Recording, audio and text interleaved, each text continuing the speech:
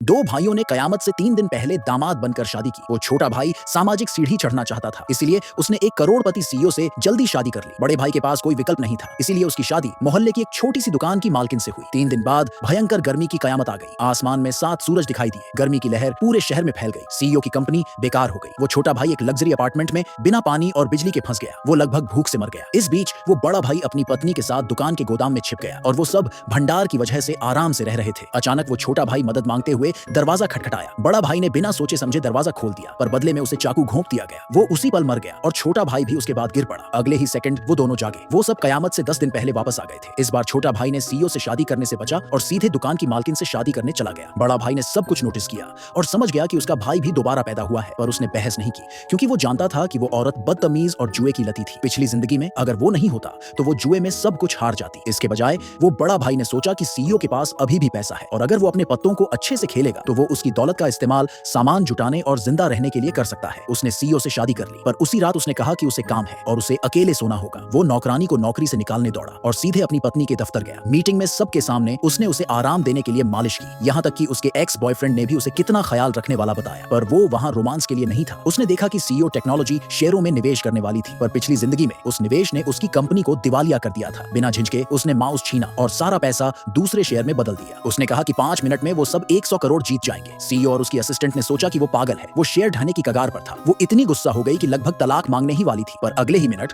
उसने stock market में 1 लाख जीत लिए। उस पैसे से उन लोगों ने टन भर सामान खरीदा। इस बीच वो छोटा भाई ने सोचा कि इस बार सब ठीक हो जाएगा, पर उसे पता नहीं था कि दुकान की मालकिन बुरे स्वभाव की थी। वो दिन भर महजों खेलती थी और उसके पास चावल का एक पैकेट भी नहीं था। हताश होकर उसने गोदाम भरने के लिए सूदखोरों से आधा मिलियन का कर्ज लिया। इस बीच वो बड़ा भाई ने सब कुछ तैयार कर लिया था और अपनी पत्नी के साथ नीलामी में जाने का फैसला किया। वहाँ उसने सारी पुरानी चीजों को अनदेखा किया और एक पुरानी टूटी फूटी झोपड़ी पर 1 मिलियन खर्च कर दिए। सबने सोचा कि वो पागल है, पर वो जानता था कि वो झोपड़ी एक चीज छुपाती है जो कयामत के दौरान जान बचाएगी। कयामत आने में 1 दिन बचा था। छोटा भाई ने सिर्फ मजाक उड़ाने के लिए फोन किया। उसने कहा कि उसकी झोपड़ी हर जगह से टपक रही है, पर बड़ा भाई ने जवाब दिया, अपने गोदाम का ख्याल रखना, कहीं ऐसा ना हो कि तुम उठो और कुछ भी न बचे। छोटा भाई ने इसे गंभीरता से नहीं लिया। वो गोदाम के सामने बैठ गया और सब कुछ गुजरने का इंतजार करने लगा। अचानक 7 सूरज आसमान में दिखाई दिए। जो पड़ोसी समय पर नहीं भागे वो सब सेकंडों में राख बन गए। दुकान की मालकिन डर से कांप रही थी, पर छोटा भाई ने आत्मविश्वास से कहा, हमारे पास 10 साल का सामान है। उसे पता नहीं था कि उसकी पत्नी का चेहरा पीला पड़ गया था। उसने गोदाम खोला और देखा कि वो पूरी तरह खाली था। उसे विश्वास नहीं हुआ। बड़ा भाई सही था। उसकी पत्नी ने जुए का कर्ज चुकाने के लिए सारा खाना बेच दिया था। पिछली जिंदगी में बड़ा भाई ने अपनी बचत से गोदाम को बचाया था, पर इस बार छोटा भाई उसी गलती से फिर मर गया। इस बीच वो बड़ा भाई सीईओ और उसके परिवार को झोपड़ी में ले गया। उसे खाली देखकर वो सब डर गए और उस पर पैसे बर्बाद करने का इल्जाम लगाने लगे। पर जब उसने उनके सामने एक कंबल हटाया